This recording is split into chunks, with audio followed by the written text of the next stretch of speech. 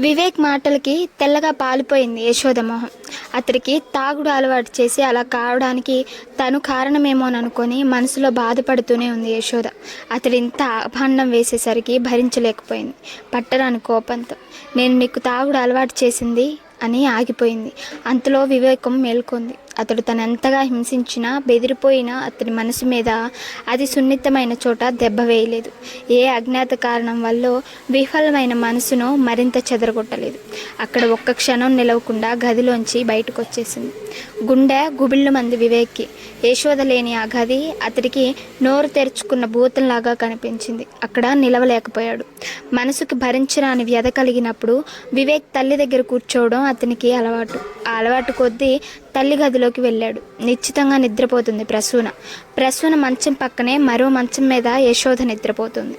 ఆమెను చూడగానే వివేక్ పొందిన రిలీఫ్ మాటలకు అందనిది. నడి వేసవిలో మండు టెడారులో ఓయాసిస్ కంటపడిన బాటసారిలా పొంగిపోయాడు. వెనక్కి తన గదిలోకి వెళ్ళాలనిపించలేదు. అక్కడే కటిక నేల మీద దిండైనా లేకుండా పడుకున్నాడు. కళ్ళు మూతలు పడి మనసు నిద్రలోకి జారుకుంటుండగా ఒక ఆలోచన వచ్చింది. తల్లి తండ్రి వేరువేరు గదుల్లో ఎందుకు పడుకుంటున్నారు? అతడికి ఊహ వచ్చినప్పటి నుండి అలాగే పడుకుంటున్నారు. కారణం ఏమై ఉంటుంది అనుకుంటూ నిద్రలోకి జారిపోయాడు. దుర్గయ్య కారు నడుపుతున్నాడు. వెనక సీట్లో వెనక్కి వాలి అలసటగా కళ్ళు మూసుకుంది యశోద. తన కర్తవ్యం ఏమిటి ఆమెకు అర్థం కావడం లేదు. భవిష్యత్తు అయోమయంగా అనిపిస్తుంది. ఒకరికి చెప్పుకునే సమస్య కాదు, ఇతరులు పరిష్కరించగలిగే సమస్య కాదు. ఆ రోజు ఉదయమే నిద్రలోంచి లేచింది యశోద. మొదట కొంతసేపు తను ఎక్కడున్నది కూడా అర్థం కాలేదు. అంతగా మొద్దుబారిపోయింది మెదడు. పక్కన మరో మంచం మీద ఉన్న ప్రసూనను చూశాక ఏం జరిగిందో నెమ్మదిగా గుర్తొచ్చింది. తర్వాత నేల మీద పడుకున్న వివేక్ మీద పడింది దృష్టి. అంతకుముందు చెలరేగిన కోపమంతా కరిగిపోయి జాలితో నిండింది మనసు. తట్టి లేపింది అతన్ని. కళ్ళు తెరుస్తూనే యశోదను చూసి గట్టిగా కౌగిలించుకున్నాడు. తల్లి కనపడగా తలడిల్లిపోయిన పసివాడు ఆమె కనపడగానే బెంగతో హత్తుకుపోయినట్లు ఆమె గుండెలో తలదాచుకున్నాడు. అతడు జుట్టులోకి వేళ్లు పోనిచ్చి మృదువుగా దువ్వింది. మౌనంగా ఒకరి మనసులు మరొకరికి సందేశాలు పంపుతున్నాయి. ఆ స్పర్శతో తెలివి తెచ్చుకున్నాడు వివేక్. సిగ్గుతో యశోదను వదిలేసి తన గదిలోకి వచ్చేశాడు వివేక్. ఆ తర్వాత యశోదని పలకరించలేదు. అతడితో మాట్లాడే ప్రయత్నం చేయలేదు యశోద. కానీ సర్దుకున్న సూట్ కేసు మూలకు తోసేసింది యశోద. ఇప్పట్లో అతడిని వదిలి వెళ్ళలేదు. కొంతకాలం ఆగి చూడాలి పరిణామాల కోసం. మామూలుగా క్లినిక్కి బయలుదేరింది యశోద. క్లినిక్ నుంచి బయటికి వచ్చే సమయానికి దుర్గయ్య ఎదురు చూస్తున్నాడు కారుతో. అమ్మ, అయ్యగారు నన్ను తొందరగా రమ్మన్నారు. మిమ్మల్ని ఇంటి దగ్గర దింపి కారు కావాలంట అన్నాడు. అయ్యగారే పంపించారా నిన్ను అని అడిగింది యశోద. అవునమ్మా, ఫ్యాక్టరీలో ఉన్నారు అని చెప్పాడు. తనలో తను నవ్వుకుంది యశోద. వివేక్ తనను వదులుకోవడానికి సిద్ధంగా లేడు. అంత మాత్రాన పరిస్థితులు సవ్యంగా సర్దుకుంటాయని అనుకోవడానికి వీల్లేదు. క్రాస్ రోడ్ దగ్గర ట్రాఫిక్ సిగ్నల్ రాకపోవడంతో కారు ఆగింది. హలో అని పక్కనే ఆగిన కారులోంచి జాను పలకరించాడు.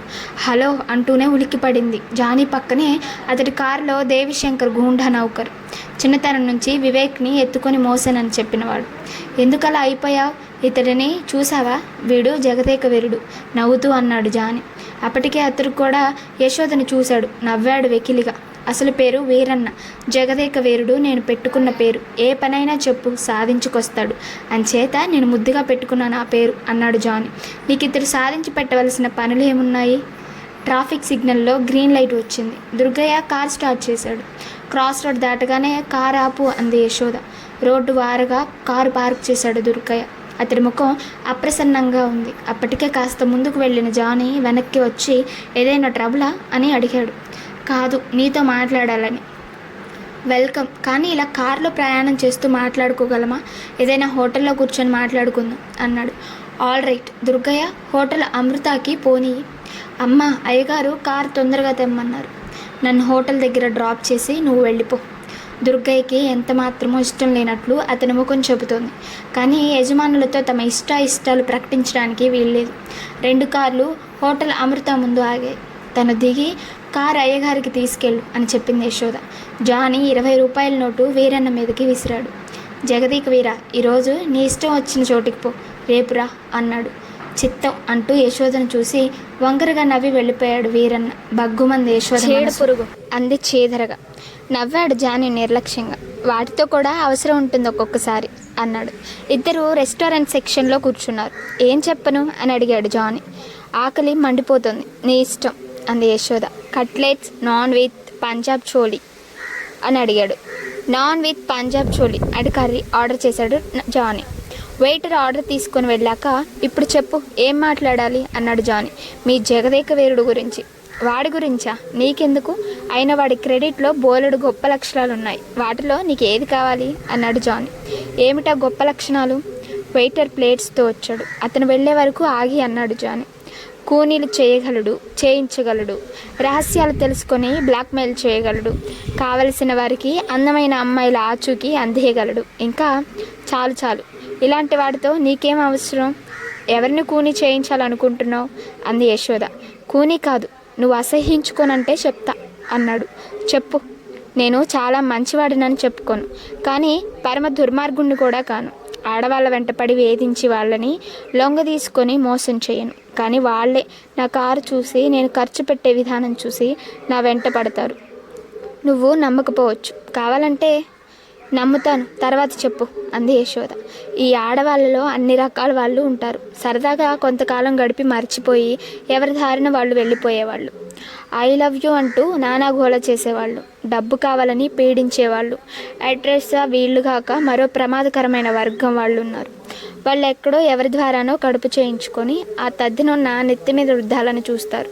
అలాంటి వాళ్ళతోనే అవస్థ అంతా. వాళ్ళు కోర్టుల వరకు వెళ్తామని బెదిరిస్తారు. భంగపడి ఉన్న వాళ్ళు కనుక ఎంత గొడవకైనా సిద్ధపడతారు.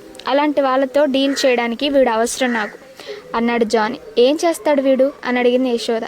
ఆ బాపతి వాళ్లకు తప్పకుండా మిగిలిన కాంటాక్ట్లు ఉంటాయి. వీడవి తెలుసుకుంటాడు. వాళ్ళని బ్లాక్మెయిల్ చేస్తాడు, బెదిరిస్తాడు. అక్కడితో వాళ్ళు నా జోలికి రావడం మానుకుంటారు. వీడు మా మామగారి పాత నౌకరు, తెలుసా అంది యశోద. తెలుసు, మాది మీ మామగారిది ఒకటే ఊరని చెప్పాను కదా, అక్కడే తెలుసు. వీడిని ప్రస్తుతం నేను ఉపయోగించుకుంటున్నాను. నాలాగా వీడిని ఉపయోగించుకునే వాళ్ళు చాలామంది ఉన్నారనుకుంటాను. జానీ, వీడితో నేను మాట్లాడాలి, ఎలా అని అడిగింది యశోద. ఏం మాట్లాడతావు అన్నాడు జానీ.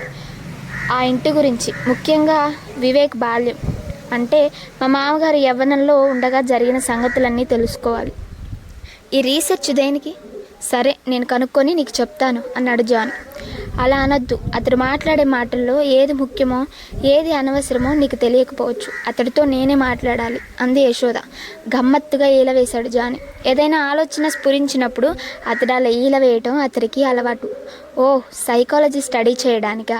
పోయి మీ మామగారి సైకాలజీ స్టడీ చేయవలసిన అవసరం ఏమొచ్చింది అన్నాడు జానీ. చెప్తాను అవసరమైనప్పుడు. అతడితో ఏకాంతంగా మాట్లాడే ఏర్పాటు చేయగలవా అంది యశోద. అతడు ప్రమాదకరమైన మనిషి అన్నాడు జానీ. తెలుసు, అందుకే నీ సహాయం కోరుతున్నాను అంది యశోద.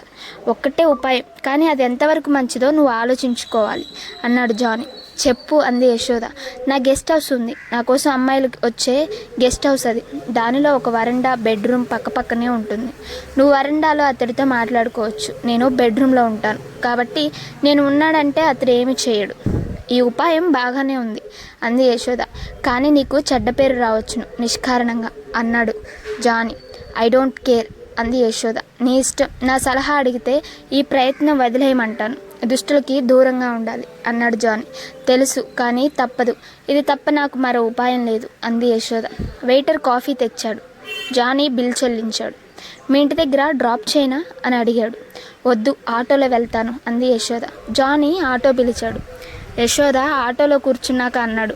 మా జగదేక వీరుడితో మీరు మాట్లాడే విషయం మరోసారి ఆలోచించుకొని తప్పదనుకుంటే అప్పుడు నాకు ఒక ఫోన్ చేయి. వాడు నీతో మాట్లాడే ఏర్పాటు చేయడం పెద్ద కష్టం కాదు అన్నాడు. Thank you. ఆటో కదిలాక వీడ్కోలుగా చేయి ఊపి తన కార్ స్టార్ట్ చేశాడు జానీ.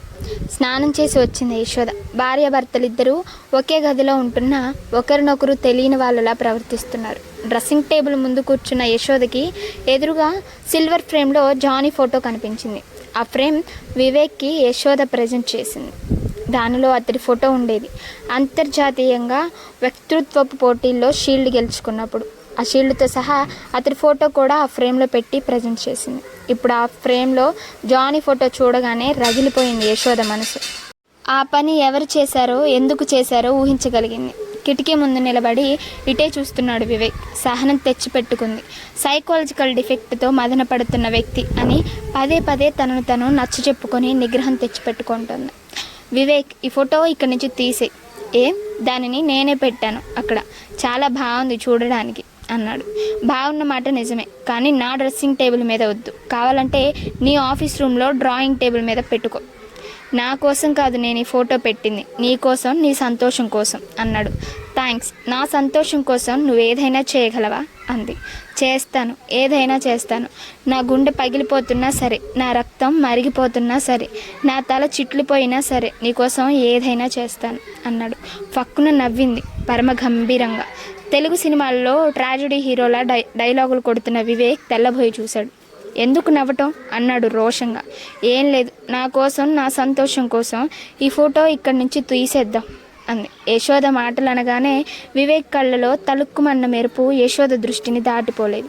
యశోద, నువ్వు నన్ను సరిగా అర్థం చేసుకోవడం లేదు. నేను నిన్ను ప్రేమించిన మాట కాదు, ప్రేమిస్తున్న మాట నిజమే. కానీ నా ప్రేమలో స్వార్థం లేదు, ఈర్ష్య లేదు. నీ ఆనందంలోనే నా ఆనందం చూసుకోగలిగే ప్రేమ నాది. చలంగారి డైలాగులు మానే, ఈ ఫోటో తీసేయి అంది యశోద. యశోద, నువ్వు ఏం చేసినా భరిస్తాను, కానీ నా దగ్గర దొంగ నాటకాలు ఆడకు అన్నాడు గంభీరంగా. యశోద నిగ్రహించుకుంది. నువ్వు భరించలేని మహాపరాధాలు నేనేమి చేయలేదు, నిన్ను భరించమని అడగనలేదు. దొంగ నాటకాలు ఆడవలసిన అవసరం నాకు లేదు. నీ ఆస్తిపాస్తుల కోసం నేను లేనిక్కడ అంది. దొంగ నాటకాలు కాదు, నిన్న దుర్గయ్యతో కారులో ఇంటికొచ్చావా అని అడిగాడు వివేక్.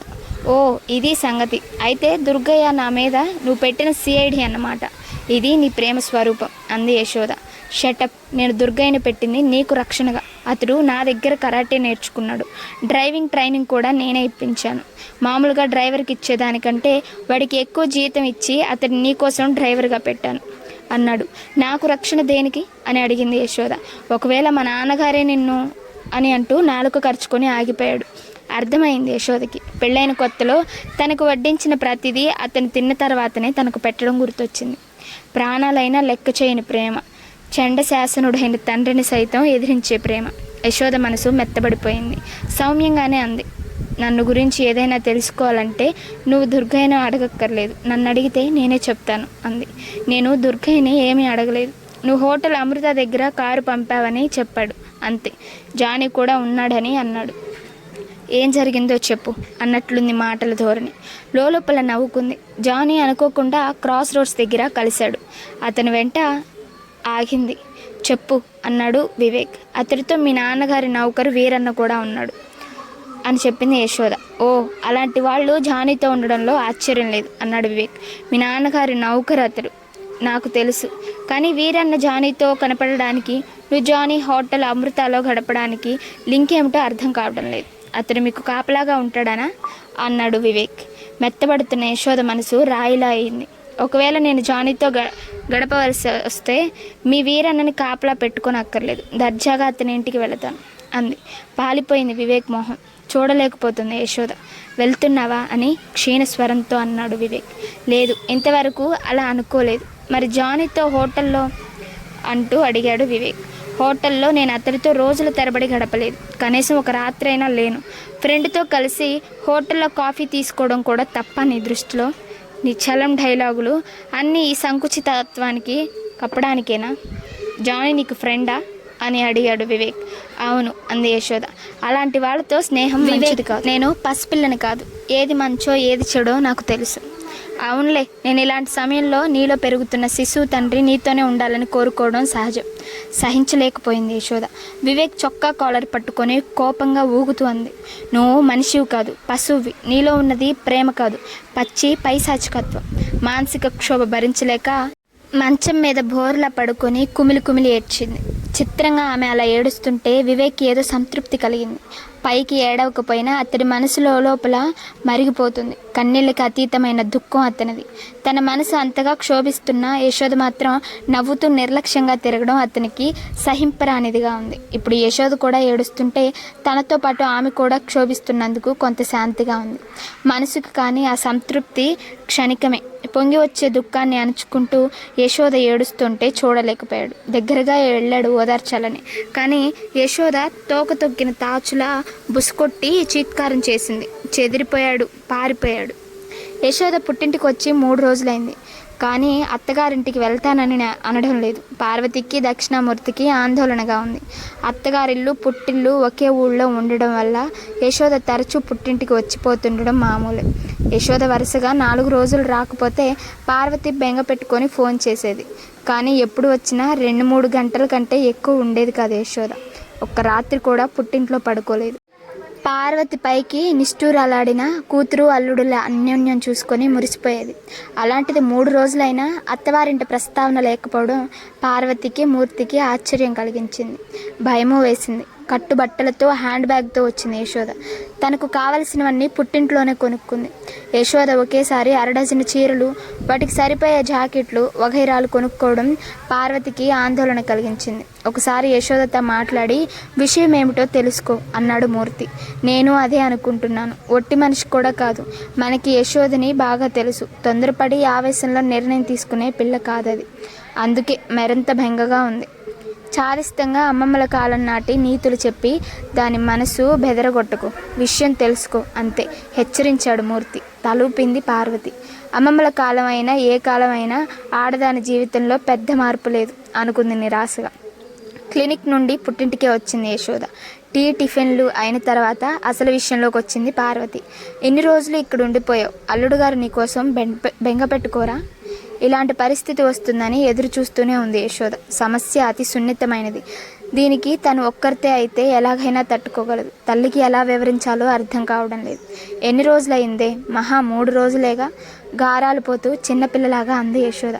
ఇది వరకు 3 గంటలు కూడా ఉండేదానివి కాదు. 3 రోజులు కాదు, నీవు ఎన్నాళ్ళు మాతో ఉన్నా మాకు సంతోషమే కానీ అని అడిగి మనసులో ఉంచుకోకు అంది యశోద. అక్కడేం గొడవలు రాలేదు కదా అని. తప్పదు, ఇప్పుడిక కొంతైనా నిజం చెప్పాలి అనుకుంది యశోద. వివేక్తో నాకు కొంచెం అపార్థాలు వచ్చాయి. కొంతకాలం ఇక్కడ ఉంటాను, అవి సర్దుకునే వరకు అంది యశోద. గుండె జల్లుమంది పార్వతికి. అల్లుడంటే ఆవిడకి మంచితనానికి ప్రతిరూపం. అలాంటి వాడితో అపార్థాలా? ఏమిటి కాలం పిల్లలు? భర్తతో అపార్థాలు వచ్చాయని ఎంత తాపీగా ఎంత నిశ్చింతగా చెబుతుంది.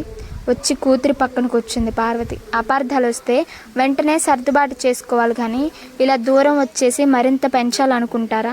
ఇంతకీ ఎందుకు వచ్చాయి అపార్థాలు అంది పార్వతి. అపార్థాలు ఎందుకు వస్తాయి? ఒకరినొకరు అర్థం చేసుకోకపోతే వస్తాయి.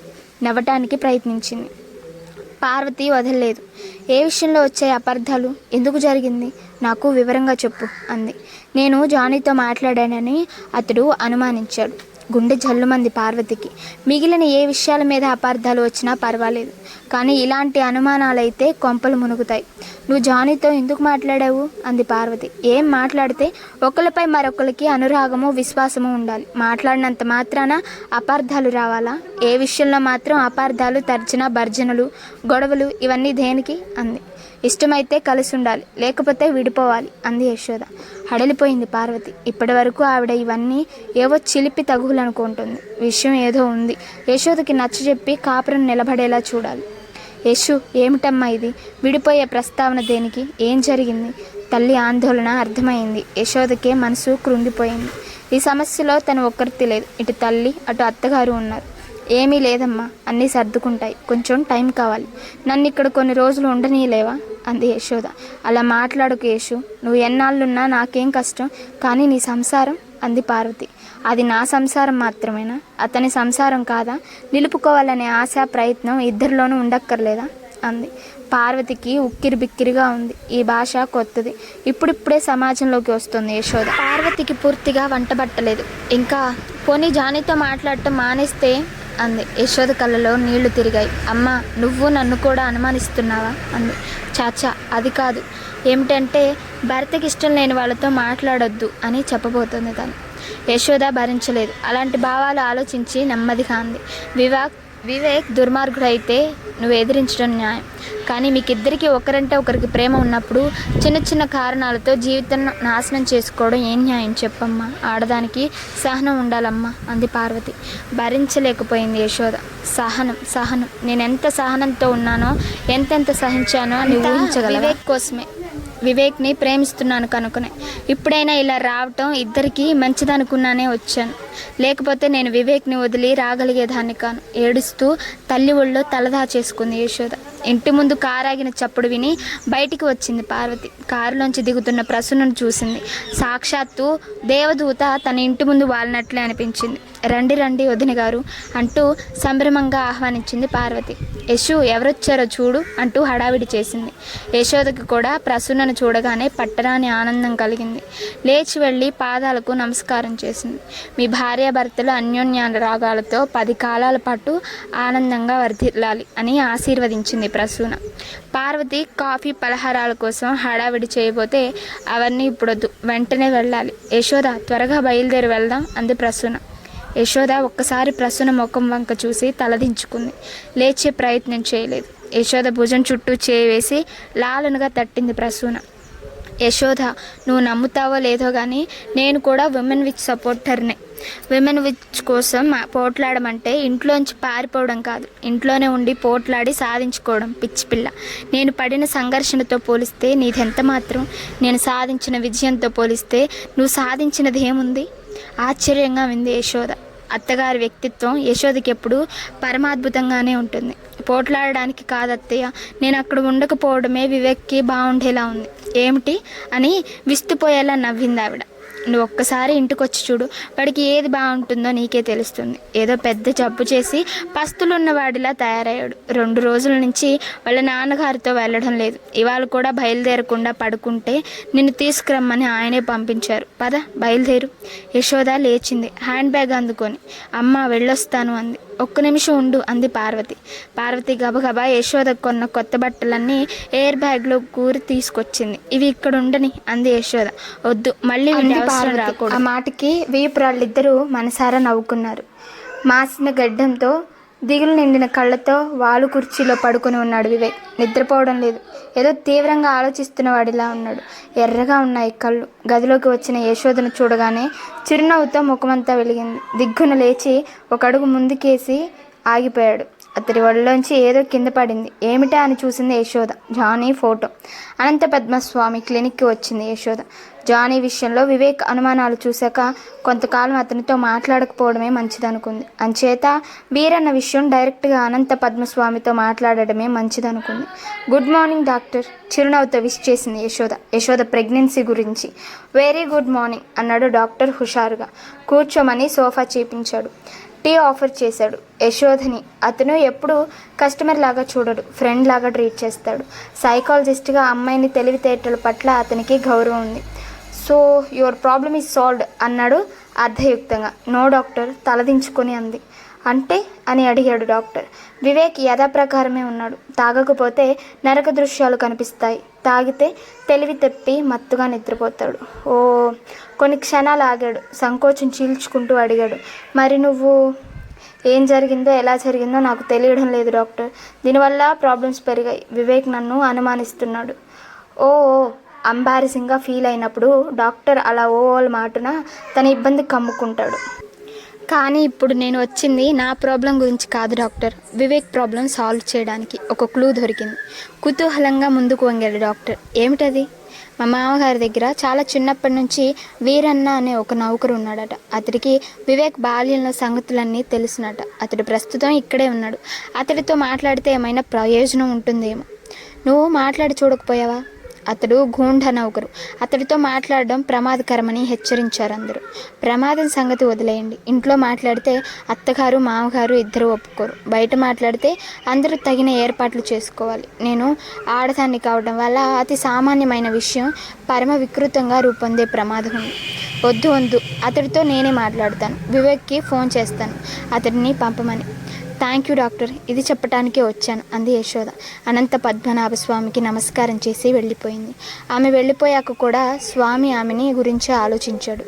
వివేక్ సమస్య చాలా సహనంతో అర్థం చేసుకొని అన్ని విధాలా అతనికి సహకరించింది. నార్మల్గా కావటానికి మార్గాలు వెతుకుతోంది. మరి ఆ ప్రెగ్నెన్సీ హిస్టరీ ఏమిటో? వివేక్ పర్సనల్ ఫోన్ నెంబర్ స్వామి దగ్గర ఉంది. అందరూ పేషెంట్స్వి ఉంచుకుంటాడు. వివేక్కి ఫోన్ చేశాడు. స్వామి గొంతు గుర్తుపట్టి గుడ్ మార్నింగ్ డాక్టర్ అన్నాడు Vivek. Very good morning, how are you? Fine. వణికింది వివేక్ గొంతు. మీ ఇంట్లో వీరన్న అనే నౌకరు ఉన్నాడట కదా? ఉన్నాడు. అతడితో కొంత మాట్లాడాలి, మా క్లినిక్కి పంపిస్తావా అని అడిగాడు అనంత పద్మనాభ స్వామి. అలాగే, అతడితో మాట్లాడవలసిన అవసరం ఏముంది అని అడిగాడు వివేక్. అతడు నీ చిన్నతనం నుంచి ఉన్న నౌకరట, నీ చిన్నతనానికి సంబంధించిన విషయాలు అతనితో మాట్లాడాలని, ఒక్కొక్కసారి నీకు తెలియనివి, నీ దృష్టిలో అంత ప్రాముఖ్యం అనిపించినవి అయిన విషయాలు అతడికి తెలియవచ్చు. ఓ అన్నాడు. అతడిని ఒక్కసారిగా నిరుత్సాహం ఆవహించింది. ఇటీవల అతడు డాక్టర్ని కన్సల్ట్ చేయడం లేదు. తను నార్మల్గా ఉండగలనన్న విశ్వాసం నశించిపోతుంది. అతనిలో బాగా తాగి తన ముందుకు ఏ దృశ్యాలు రాకుండా చూసుకోవడమే అతడు కోరుకునేది. వీరన్న విషయం మీతో ఎవరు చెప్పారు అని అడిగాడు వివేక్. నీ భార్య యశోద. యశోద ఇప్పటికీ డాక్టర్ దగ్గరికి వెళ్తుందా? తన కోసం ప్రయత్నిస్తుందా? వివేక్ వైపు నుంచి వెంటనే సమాధానం రాకపోవడం డాక్టర్కి ఆశ్చర్యం కలిగించలేదు. తన మాటల ప్రభావం ఎలా ఉంటుందో డాక్టర్కి తెలుసు. ఆల్ రైట్ డాక్టర్, వీరన్నని పంపిస్తాను. కొన్ని క్షణాల తర్వాత వచ్చింది వివేక్ సమాధానం. అతని గొంతులో కోపం లేనందుకు డాక్టర్కి ఆశ్చర్యం కలిగింది, సంతోషము కలిగింది. సైకియాట్రిస్ట్ అనంత పద్మనాభ స్వామి ఇల్లు కనుక్కోవడం వీరన్నకి పెద్ద కష్టం కాలేదు. వివేక్ అతడికి వివరాలన్నీ చెప్పాడు. కానీ ఒక పొరపాటు చేశాడు. డాక్టర్ అడిగిన ప్రశ్నలన్నిటికీ సమాధానాలు చెప్పు, కానీ ఇలా డాక్టర్తో చెప్పినట్లు నాన్నగారితో మాత్రం చెప్పకు అన్నాడు. వెంటనే అనడమే కాదు, 10 రూపాయలు చేతిలో పెట్టాడు. అది చాలు. వీరన్న లాంటి వాడికి 1000 కళ్ళతో, ఆలోచనలతో, 1,000,000 నోళ్లతో వచ్చాడు డాక్టర్ దగ్గరికి. కూర్చో. వీరన్నని నఖశిఖ పర్యంతం పరీక్షగా చూస్తూ స్టూల్ చూపించాడు కూర్చోవడానికి. వీరన్న డాక్టర్ని కోరగా చూసి కుర్చీలో కూర్చున్నాడు. నేను కొన్ని ప్రశ్నలు అడుగుతాను, నిజం చెప్పాలి. చెప్తే నిజమే చెప్తానండి. అంటే గిట్టుబాటు కాకపోతే అసలు చెప్పనండి. గిట్టుబాటా? అసలు మీరేం అడుగుతారో చెప్పండి. వివేక్ చిన్నతనపు విశేషాలు, దేవిశంకర్కి సంబంధించిన విశేషాలు. అద్గది, అందుకే గిట్టుబాటు అన్నానండి. దేనికి గిట్టుబాటు? నేను చెప్పిన రహస్యాలకి. అంత విలువైనవా అవి? అమ్మమ్మే, చాలా విలువైనవి. ఎలాంటివి? కూనీ విశేషాలైతే ఒక్కొక్కదానికి 10,000 అవుద్ది. ఆడవాళ్ళ వ్యవహారాలైతే 2,000 చాలు. ఆడవాళ్ళ వ్యవహారాలన్నీ ఒకలాగా ఉండవులేండి. తప్పుడు కేసులు బనాయించటాలు, ఖైదులో పెట్టించటాలు వగైరాలైతే 1000 చాలు. అయ్యి చాలా మందికి తెలిసినవే. ఎందరెందరి నోటునో ఎన్నెన్ని అద్భుత విషయాలనో నిన్న డాక్టర్ సహితం ఈ ధోరణికి గతుక్కుమన్నాడు. ఇవన్నీ నిజంగానే చెప్తావా? రేటు గిట్టుబాటు అయితే ఎందుకు చెప్పరండి? అంతకుముందు దేవిశంకర్ దగ్గర ఈ పనులన్నీ చేయడానికి డబ్బు తీసుకున్నావు కదూ. డబ్బు లేకుండా ఇట్లాంటి పనులు ఎట్టా జరుగుతాయండి? మరి డబ్బు తీసుకొని పనులు చేసి ఆ తర్వాత రహస్యాలు బయట పెట్టడం నమ్మక ద్రోహం కాదా అన్నాడు డాక్టర్. నమ్మక ద్రోహమేనండి. అది పాపం కాదా? ఎందుకు కాదండి? అందుకే బిజినెస్లో వచ్చిన డబ్బుల్లో కొంత వాటా పూజలకి, కొబ్బరికాయలకి, మొక్కుబళ్ళకి ఉంచేస్తానండి. ఆ పాపానికి ఈ పుణ్యానికి బ్యాలెన్స్ అయిపోద్ది. మా అయ్యగారే నేర్పించారండి నాకు ఈ థియరీ. ఆయన గారు భలే పూజలు చేస్తారండి. ఇక నువ్వు వెళ్ళవచ్చు అన్నాడు డాక్టర్. నాకేం అక్కర్లేదు, నీలాంటి వాడితో బిజినెస్ చేయాల్సిన అవసరం నాకు లేదు. పోనీ ఎక్కువ ఉంటే మరో ధర చెప్పండి అన్నాడు. గెట్ అవుట్ అన్నాడు డాక్టర్. అప్పటికి డాక్టర్ తనని నిజంగానే వెళ్ళమంటున్నాడని అర్థమైంది వీరన్నకి. గూండాలకి వెధవ పనులు చేస్తున్నప్పుడు ధైర్యం ఎంత ఉంటుందో అవి బయటపడతాయి అనుకున్నప్పుడు అంత భయం ఉంటుంది. అలాంటి భయమే పట్టుకుంది వీరన్నకి. నా దగ్గర ఏదేదో విని మా అయ్యగారిని బ్లాక్మెయిల్ చేద్దాం అనుకుంటున్నారేమో. అదేం లాభం లేదు. వాటన్నిటికీ సాక్ష్యాలు నా ఒక్కడికే తెలుసు అన్నాడు వీరన్న. గెట్ అవుట్ రాస్కెల్ గట్టిగా అరిచాడు డాక్టర్. డాక్టర్ దగ్గర నోటుకొచ్చినట్లు డబ్బు కోసం వాగిన తర్వాత చాలా భయపడ్డాడు వీరన్న. ఎటుపోయి ఎటు వస్తుందోనని తనే తిన్నగా దేవిశంకర్ దగ్గరికి వచ్చి జరిగిన దానికి యథాశక్తి రంగు పులిమి చెప్పాడు. ఆయన గోరి పేరు అనంత పద్మనాభ స్వామి అంట. నన్ను పిలిచి మీ గురించి ఏంటేంటో అడిగాడు. కూనీలు, ఆడోళ్ళు. నోర్ముయ్, ఆయన దగ్గరికి నువ్వెందుకు వెళ్ళావు అన్నాడు దేవిశంకర్. డాక్టర్ కదా అని పిలిపించాడు. ఏం పను అని వెళ్ళాను. 10 మంది దగ్గర పనులు చేసుకుంటే కదా మా పొట్టలు నిండేది అన్నాడు వీరన్న. నువ్వు నా దగ్గర మొదట్లో పనిచేసావని డాక్టర్కి ఎలా తెలిసింది అన్నాడు దేవిశంకర్. కోడలమ్మగారు చెప్పారంట. ఉలిక్కిపడ్డాడు దేవిశంకర్. ఆ రోజు యశోద వీరన్నతో మాట్లాడటానికి ప్రయత్నించడం గుర్తొచ్చింది. ఆ రోజున కేవలం వీరన్నతో ఇంటి కోడలు మాట్లాడడం మర్యాద కాదని అదిలించాను. ఆ మహాతల్లి తనను గురించి వివరాలు తెలుసుకోవాలని ప్రయత్నిస్తుందా? ఏం చేద్దామని? చూస్తూ ఉండగా ఉగ్రమూర్తి అయిపోయాడు దేవిశంకర్. ప్యాంట్ షర్టు వేసుకున్న, కొమ్ములు కోరలు లేని రాక్షసుడిలాగా ఉన్నాడు ఆ క్షణంలో. దాన్ని అనుసరించు, ఏమాత్రం ఆధారం దొరికినా వదలకు అని ఆజ్ఞాపించాడు దేవిశంకర్ వీరన్నని. చిత్తం అన్నాడు వీరన్న. యజమాని నుంచి ఆ మాత్రం సూచన చాలు ఒక జీవితం నాశనం చేయడానికి. 7వ నెల వచ్చిన దగ్గర నుంచి యశోద ఎక్కువగా ప్రసూనతోనే గడుపుతుంది. ఆవిడ సమక్షంలో ఉన్నంత వరకు యశోద మనసుకి చల్లగా హాయిగా ఉండేది. తర్వాత పురిటికి వెళ్ళిన ప్రసూన దగ్గర కొంచెం గడపడం కోసమే అత్తవారింటికి వచ్చేది. అలా రమ్మని ప్రసూన అడిగేది. ప్రతిరోజు ఏదో ఒక స్వీట్ తయారు చేసి యశోద కోసం సిద్ధంగా ఉంచేది. తింటే కానీ వదిలిపెట్టేది కాదు. యశోదకి నెలలు నిండుతున్న కొద్దీ యశోద గర్భాన్ని వివేక్ భయంగా బాధగా చూసేవాడు. దగ్గరగా రాలేకపోయేవాడు, దూరంగా ఉండలేకపోయేవాడు. ప్రేమించకుండా ఉండడం అతని తరం కావడం లేదు. ఈర్ష్య అణిచిన కొద్దీ విజృంభించి అతని మనసు శరీరాలను కాల్చేస్తోంది. ఈ సంఘర్షణ యశోద అర్థం చేసుకుంది, కానీ ఏమి చేయలేని నిస్సహాయురాలైపోయింది. యశోదకి నొప్పులు రాగానే దక్షిణామూర్తి ప్రసూనతోనూ వివేక్తోనూ చెప్పి వచ్చాడు. ఇద్దరూ వెంటనే హాస్పిటల్కి వచ్చారు. డెలివరీ రూమ్కి వెళ్ళబోతూ స్ట్రెచ్చర్ మీద పడుకొని జాలిగా వివేక్ని చూసింది యశోద. అతడు చటుక్కున వచ్చి యశోద 2 చేతులు పట్టుకున్నాడు. ఇద్దరి కళ్ళలోనూ చెమ్మ. దిగులు పడకు, అంతా సవ్యంగానే జరుగుతుంది అన్నాడు. చాలా రోజుల తర్వాత అతడు ప్రేమతో మాట్లాడిన మాటలు ఇవి. అతడి చేతులు కళ్ళకద్దుకొని వదిలేసింది యశోద. నడుములోంచి పొత్తి కడుపులోకి ప్రవేశించి బాధ భరింపరానిదిగా ఉంది. మూలిగి ఏడ్చి గొడవ చేయడం ఇష్టం లేనిది కావటం వల్ల పెదిమల మధ్యన బాధను భరిస్తూ అత్తగారి కోసం చూసింది. కొయ్య బల్ల మీద బాసిం పట్టు వేసుకొని కళ్ళు మూసుకొని కూర్చొని ఉంది ఆవిడ. ఆవిడను అర్థం చేసుకోలేని వాళ్ళు కూర్చొనే నిద్రపోతుందని అనుకుంటారు. కానీ యశోదకు తెలుసు ఆవిడ ధ్యానంలో ఉందని. అటు చూసి మనసులో నమస్కారం చేసుకుంది. యశోదని డెలివరీ రూమ్లోకి తీసుకెళ్లారు. సన్నగా నొక్కి పట్టి అరుస్తున్నట్లు యశోద మూలుగులు వినపడుతున్నాయి. కొంతసేపటికి పసిబిడ్డ క్యారమని ఏడుపు వినపడింది. అప్పుడు కళ్ళు తెరిచింది ప్రసూన. మొదటి పిచ్చివాడిలా గాబరా పడిపోతూ అయోమయంగా చూస్తున్న వివేక్ కనిపించాడు. అతడి దగ్గరగా వచ్చి తల మీద చెయ్యి వేసి తండ్రివయ్యావు వివేక్ అంది. అన్నాడు అతడు. ఆ మాటలు అతడికి ఆనందం కలిగించకపోగా గుండెలో గుణపాలు పెట్టి పొడిచినట్లు అనిపించింది. నర్సు పొత్తిళ్లలో చుట్టి పసిబిడ్డని తీసుకొచ్చి చూపించింది. మగపిల్లాడు. ఆ బిడ్డ వంక చూస్తూనే తెల్లబోయాడు వివేక్. సాధారణంగా పసిపిల్లల్లో పోలికలు తెలియవంటారు. కానీ ఆ పసికందును చూసి చూడగానే ప్రసూన గుర్తుకు వచ్చేలా ఉన్నాడు.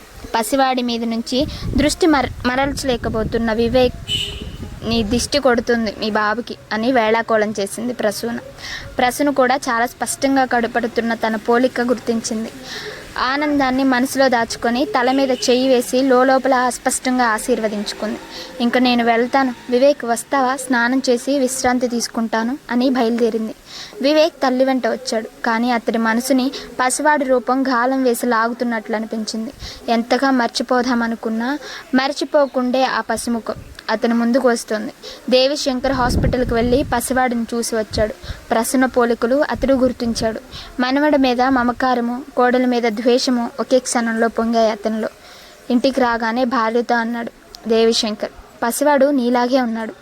చెప్పలేం, పసిపిల్లల్లో పోలికలు మారిపోతూ ఉంటాయి. కావచ్చు, ఫలాని పోలికలని కాదు, వాడిని చూడగానే నువ్వు గుర్తొస్తున్నావు. ఏం మీకు నచ్చలేదా? అందుకే వాడంటే ప్రేమ పొంగుతుంది. భర్త మొహంలోకి చూసి తలదించుకుంది ప్రసూన. థ్యాంక్ యూ అని గొనుగుతున్నట్లు అంది. లేత గులాబీ రంగులో చిన్నారి పిడికిళ్ళు మూసుకొని పొత్తిళ్ళలో పడుకొని ఉన్న పసివాడిని చూస్తున్న కొద్దీ ఈ సృష్టి ఎంత అద్భుతమో అనిపిస్తుంది యశోదకి. కళ్ళు తెరవని పసికందు మీద మమకారం పొంగి వస్తుంది మనసులో. ఆ పసివాడే తన జీవితం అంతా అని అనిపిస్తుంది. వాడు తనలో తాను నవ్వుకుంటాడు, తనలో తాను ఏడుస్తాడు. జాగ్రత్తగా పరిశీలిస్తే అలా నవ్వుకోవడము ఏడవడము రెండు శిశువు నిద్రలోంచి లేచేటప్పుడు లేదా మేలుకులోంచి నిద్రలోకి జారుకునేటప్పుడు జరుగుతాయి. అంటే శుద్ధ చేతన ఏ భావమో స్పష్టంగా అందుకోలేని దశలోనే అవ్యక్త చేతనలో సంచలనం ప్రారంభమవుతుందన్నమాట. మనసు పూర్తిగా వికసించకముందే అవ్యక్త చేతనలో భావతరంగాలు కదులుతాయి. ఇదే అర్ధ సుషుప్తావస్థ. పెద్దవాళ్ళకి సహితం ఈ దశలో తమ ఆలోచనలు రూపం స్పష్టం కాదు. సైకాలజీకి అంతకు ఈ అవస్థ చేతనలో కదిలే భావతరంగాలే మూలాధారం. పసికందు అవ్యక్త చేతన ఏ స్మృతులలో పరిభ్రమిస్తుందో. ప్రసూన రోజు వస్తుంది పసివాడిని చూడడానికి. వాడు లేత గులాబీ రంగులో ఉండడం వల్ల ఆవిడే వాడికి పింకు అని పేరు పెట్టింది. పింకుని ఎత్తుకోవడానికి వియ్యపురాళ్ళిద్దరూ పోటీలు పడతారు. వాడు ఆ అన్న బోర్లా పడినా, ప్రయత్నించినా, నవ్వినా అన్నీ అభ్రంగానే కనిపించాయి. వాడి ప్రతి కదలికకి ఒక అర్థం, వాడి నోట్లోంచి వచ్చే ప్రతి చిన్న శబ్దానికి ఒక వ్యాఖ్యానం చెప్పుకునేవారు. వివేక్ దూరం నుంచి బాబును చూసేవాడు. ఎత్తుకోవడానికి సిగ్గుపడుతున్నాడని చూసేవాళ్ళకి అనిపించేది. అతడి మనసులో ఉన్న సంఘర్షణ ఊహించగలిగింది యశోద మాత్రమే. దేవిశంకర్ ఒక్కసారి మాత్రమే వచ్చాడు. మనవడిని చాలా ఆప్యాయంగా ఎత్తుకున్నాడు. బంగారపు గొలుసు ఉన్న వాచి బహుమానంగా ఇచ్చాడు. కానీ అతడు యశోదను చూసిన చూపు, యశోద లాంటి ధీరురాలు కూడా గడగడ వణికింది ఆ చూపుల క్రౌర్యానికి. పింకుని 3వ నెల రాగానే తన ఇంటికి తెచ్చేసుకుంది ప్రసూన. తప్పతాగి వచ్చాడు వివేక్ ఇది వరలో అతడు తాగినా ఏం చేసినా ఇంట్లో వాళ్ళకి తెలిసేది కాదు. ఇప్పుడు పింకు కోసం ప్రసూన ఇంచుమించుగా ఆ గదిలోనే ఉంటుంది. అప్పుడప్పుడు దేవిశంకర్ కూడా వస్తున్నాడు. వివేక్ ఇదివరకటి కంటే ఎక్కువగా తాగుతున్నాడు. అదుపులో పెట్టుకోలేకపోతుంది యశోద. పింకుని ఎత్తుకుంటాడు, ముద్దు చేస్తాడు, బొమ్మలు అవి కొంటాడు. కానీ ఉండుండి ఆ పసివాడు ఏదో అంటరాని వాడైనట్లు దబాలను వదిలేసి వెళ్ళిపోతాడు. ఈ ధోరణి యశోదకి చాలా భయంగా ఉంది. తాగిన మైకంలో పింకుని ఎత్తుకోబోతే అడ్డుకుంది యశోద. నేను వీడిని తీసుకుపోతాను అని ముద్దుగా అన్నాడు వివేక్. వద్దు అంది యశోద. ఎందుకు వద్దు? వీడు నా కొడుకు కాడు, మీరు పడుకోండి అంది యశోద. అత్తగారి కళ్ళ ముందు ఇదంతా జరుగుతున్నందుకు చాలా బాధగా ఉంది యశోదకి. మామగారు కూడా ఉన్నారు. కాడు, నా కొడుకు కాడు. ఎవరి కొడుకో చెప్పు అన్నాడు వివేక్. అత్తగారి మనవడు. అత్తగారి. అహాహహ అన్నాడు. పడుకోండి. నేను పడుకున్నాక ఎక్కడికి వెళ్తావు అన్నాడు వివేక్. ఎక్కడికి వెళ్ళను అంది యశోద. వెళతావు, పారిపోతావు, నాకు తెలుసు. నువ్వు పారిపోతావు. ఇంకా భరించలేకపోయింది ప్రసూన. కొడుకుని ఆ స్థితిలో ముందెన్నడూ చూడలేదు. ఆవిడ పింకుని ఉయ్యాలలో వేసేసి ఆ గది నుండి వెళ్ళిపోయింది. దేవిశంకర్ యశోదని కాల్చి నుసు చేసేలా చూశాడు. వీడియో నచ్చినట్లయితే లైక్ చేసి సబ్స్క్రైబ్ చేసుకోండి.